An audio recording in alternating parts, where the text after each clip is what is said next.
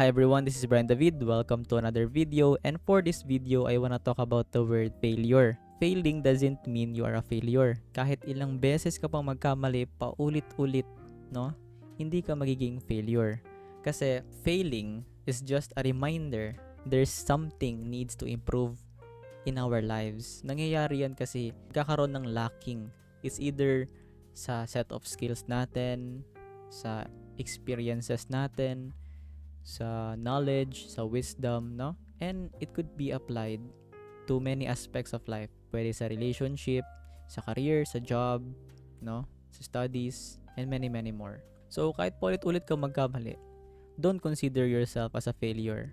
Kasi, mas lalo kang malulugmok, no? Madadown ka lalo, and there's no positive benefits out of it. And if you are constantly failing, just try to shift your mentality na lang. Na ask yourself, bakit nangyayari ito sa akin? Ano ba yung gustong ituro nito sa akin? Ano ba yung dapat i-improve ko sa sarili ko? Because life will not give you any problems na walang rason. Hindi mo ma-experience yung mga bagay na yan if walang kaakibat na rason. There's a quote that I want to share in this video from Jim Rohn.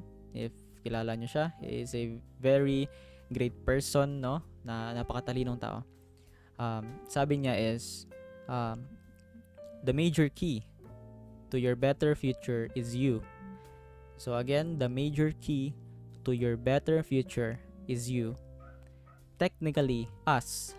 No? If gusto natin maging successful sa life, tayo yung major key na yun. Kung ang door ng success, ang pintuan ng success, ay currently nakalock and tayo yung major key, there's something needs to improve in ourselves muna bago natin ma-unlock yun, no?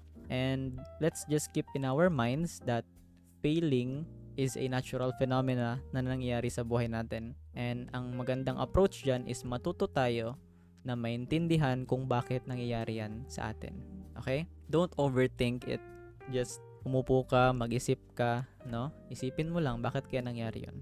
Ganun lang. And if ma-discover mo na, well, ask yourself, how can I learn from this? And how can I apply this in my life so that I can make myself a little bit better this day? Okay?